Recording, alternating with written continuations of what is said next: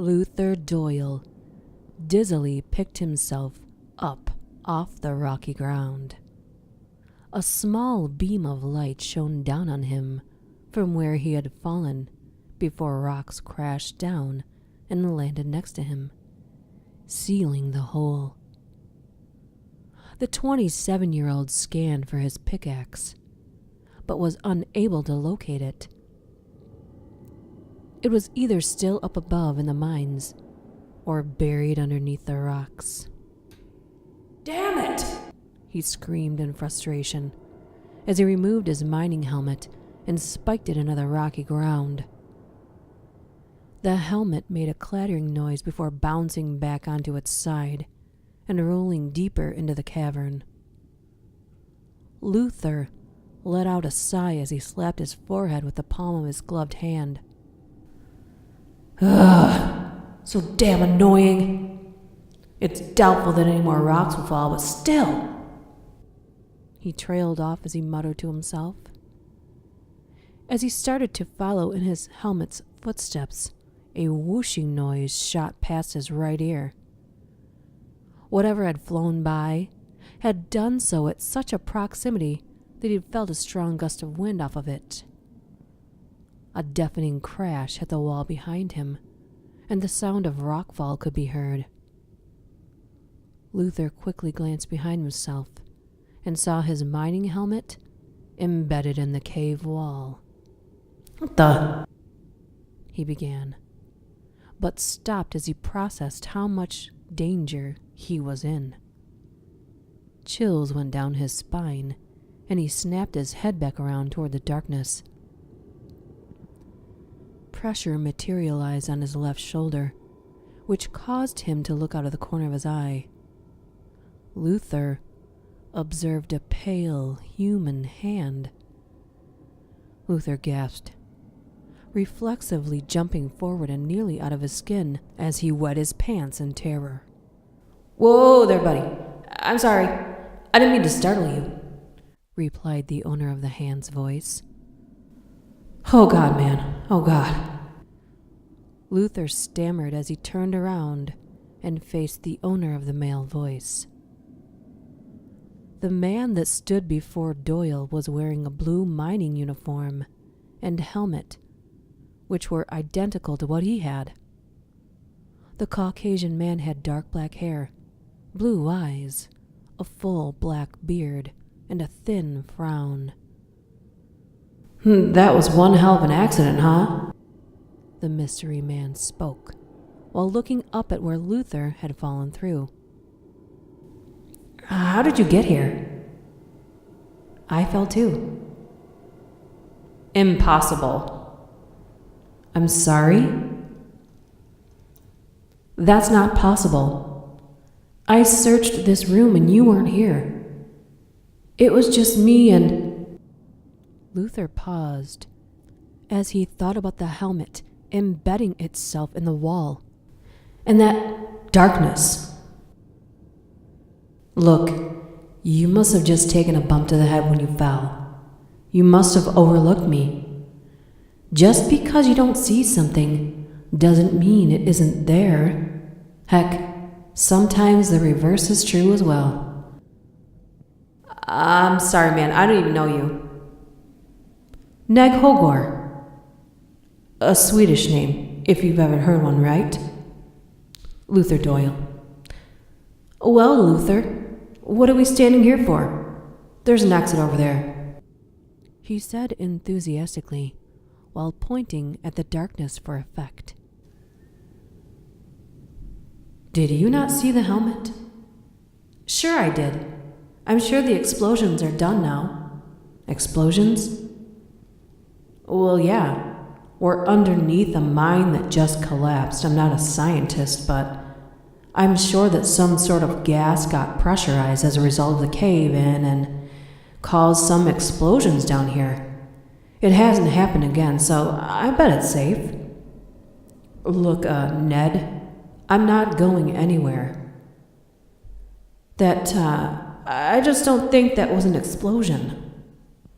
Okay, how about this? I'll go on a ways, and then come back and give you the all clear. Do what you want.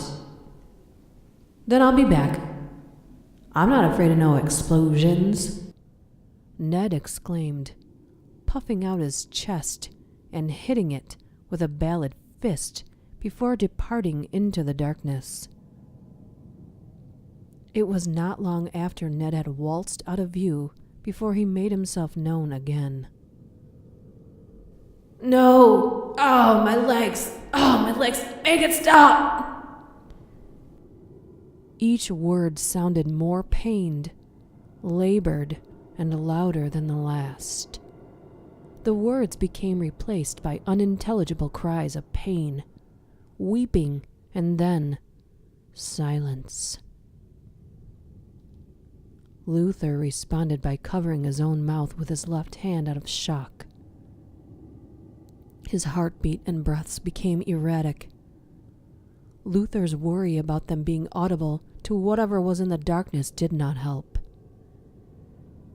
He quietly walked over to the pile of rubble, sat cross-legged with his elbows touching his legs, his fingers touching his forehead and partially covering his eyes, while he rocked his torso back and forth.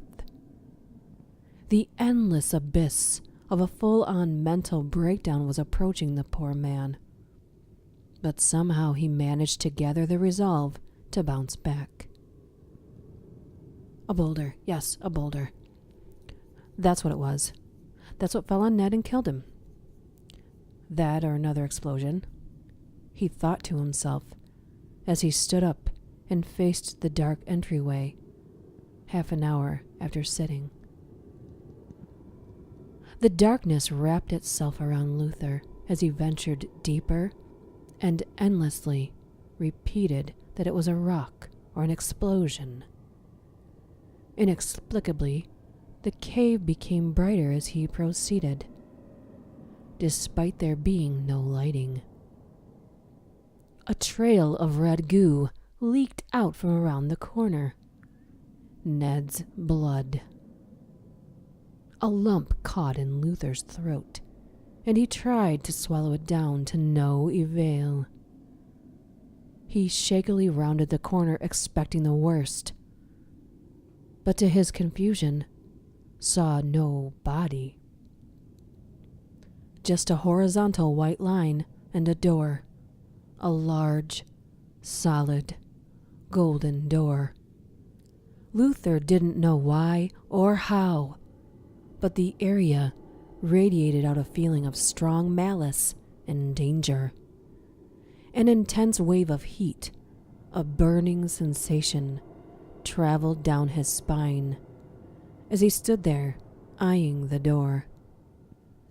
Before Luther could move as he had intended, a large, hulking figure dropped down from the cave rocks above and landed on the other side of the white line, putting itself between Luther and the door. The head of a bull, the arms and torso of a bodybuilder, and the legs of a steed were the parts that made up this beast. Try to move as he might, Doyle's legs were frozen in place. His every fiber screamed in fear. They would have disassembled from his body to run if they could have. It spoke in the deepest of voices, yet an elegance was to be had in its tone.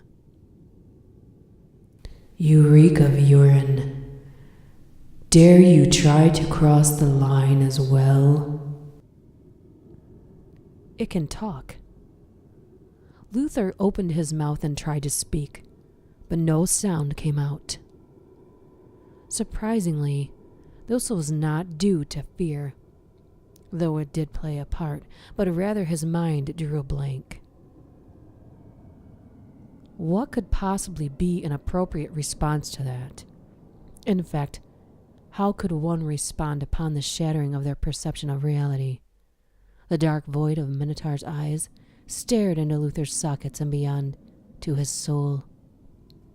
Should you wish to cross the line and open the door, you will have to go through me to cross it. I'll destroy you, as I did the last, should you cross the line beforehand. Understood? Luther's head creaked as he nodded. The condescension was high with this one.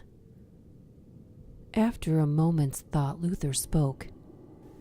Yeah, it's just as well that you stay over there. I'd kick your ass. The creature laughed and stated in a sneering tone. As if someone who pissed themselves could kick my ass. What a runt you are. Damn it. I never was good with insults, and this thing is pissing me off. I wonder. Luther went back to where he had first landed in the cave, and shortly returned with decent-sized rocks in his arms. Upon being struck with a rock, the Minotaur grinned, stooped over, and picked up the rock. What a mistake he had made. The beast wound up its arm and threw the rock with such ferocity that, for all Luther knew, broke the sound barrier.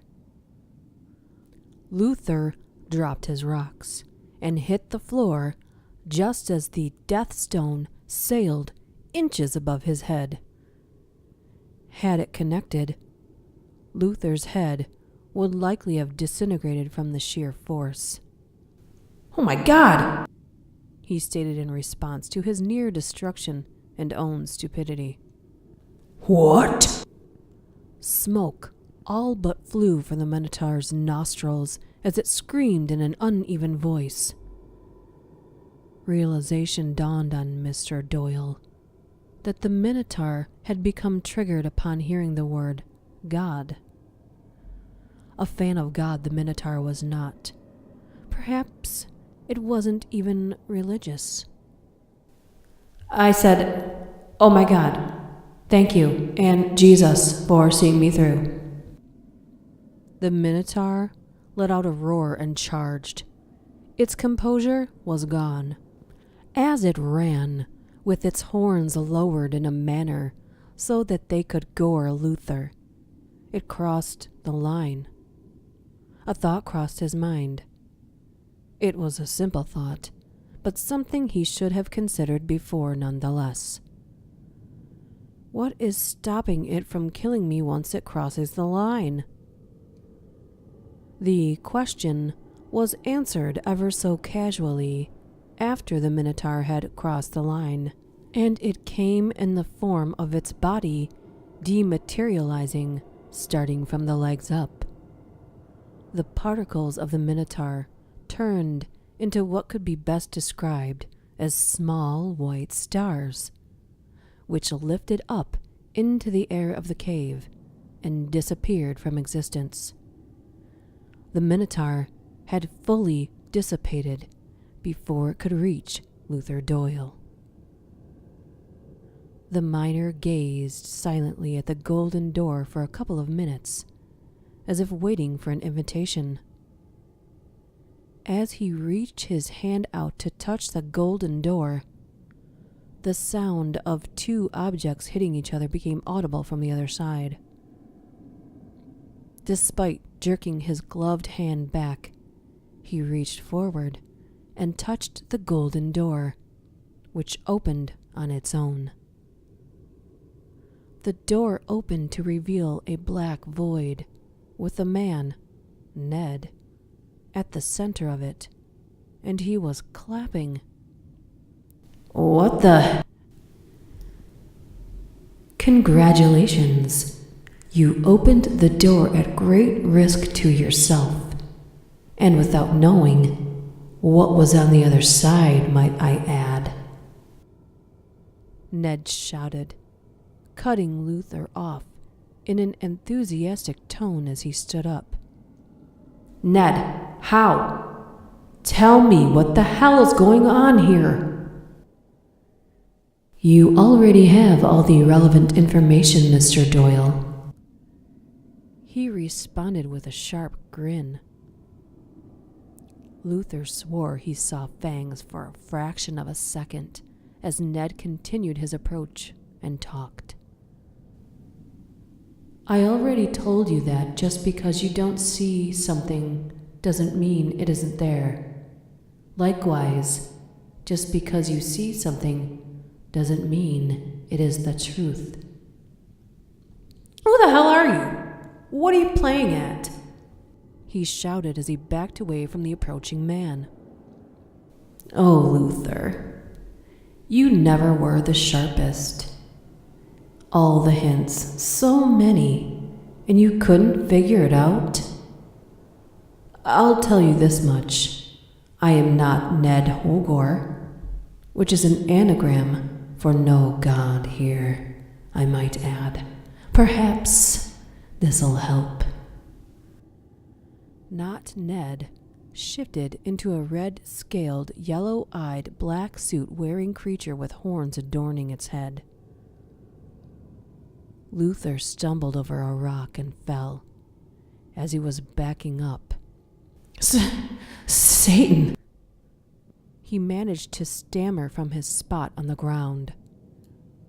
The devil frowned. No, not Satan. Abaddon. Abaddon. He replied with more than a hint of sarcasm as he stressed each syllable. Luther gulped and shook his head vigorously as he used his arms and legs to continue moving himself backward while still on the ground. The room suddenly became filled with an immense heat, which caused Luther's energy to drain. He could no longer move. Why? He managed in a meek voice. Why what? Why are you here? Why am I screwing with you? Why does the sun set? It all revolves around one simple fact. Well, okay, the sun's setting doesn't. You are dead.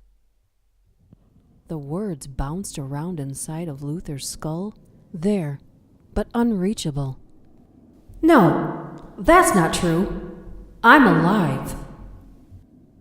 Abaddon smirked, revealing his sharp and filed teeth as he reached down and pulled up Luther's left arm to the man's eye level and removed the glove.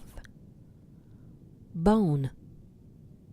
Luther gazed at his skinless and muscleless left hand in silence, deciding that it wasn't quite the effect that he had wanted. Abaddon materialized a mirror out of thin air and held it up to Luther's face, which was identical to his left hand, just a skull. It's a trick. You said that everything here might not be true, he offered. There are 3 constants here. Me, hell, and you being dead. Everything else is a manifestation of my will. You died when you fell during that terrible mining accident. Abaddon responded, putting extra emphasis on the words terrible and accident. Why? Why the disguise? The Minotaur and the door? The devil's suit shifted into robes, and a smoke pipe formed in his mouth. Entertainment, my dear and foolish Doyle. It was so very entertaining to give you hope, turn it into fear, partially restore your hope, and then to utterly crush it. You struggled so hard just to open a door, and you didn't even know what was behind it. I'll grant you that there wasn't any other way to go, but still. Why a skeleton, of all things? The last guy that I put through something similar had the gall to whiz on the Minotaur. This can't be. It's all a dream. It has to be.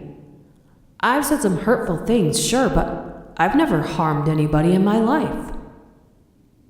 Haven't you?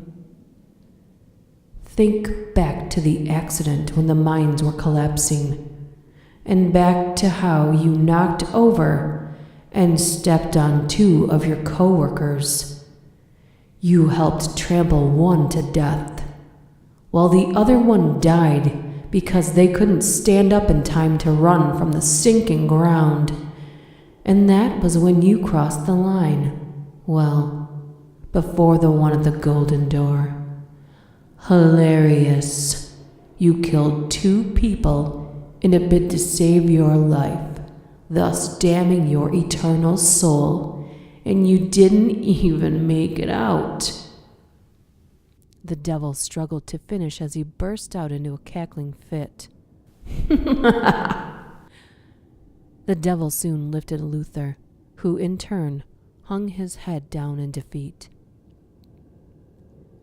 The environment responded in kind by turning into a fiery, lava-filled landscape that consisted of various kinds of monsters and people being chased by them. Abaddon set Luther on his feet, and the 2 watched from a chunk of rock that floated above all else, as the people would run in an attempt to escape, only to get caught and eaten. The terror would not end there, for they would respawn in a pool of lava moments later. The damned souls could either stay in the lava and suffer the everlasting burning sensation, or they could make way for the land with the demons and monsters and be pain-free while they ran, but eventually tire and experience the pain of being chewed up. It was truly a never-ending and vicious cycle. No sooner had Luther finished observing the scene had his dark skin and muscle been restored. The sense of elation that he felt was short-lived, as Abaddon's pitchfork poked into his back, causing him to fall from the cliff and into the lava pool below. Enjoy your stay, hot stuff. The devil shouted from above, before erupting into laughter over his own pun.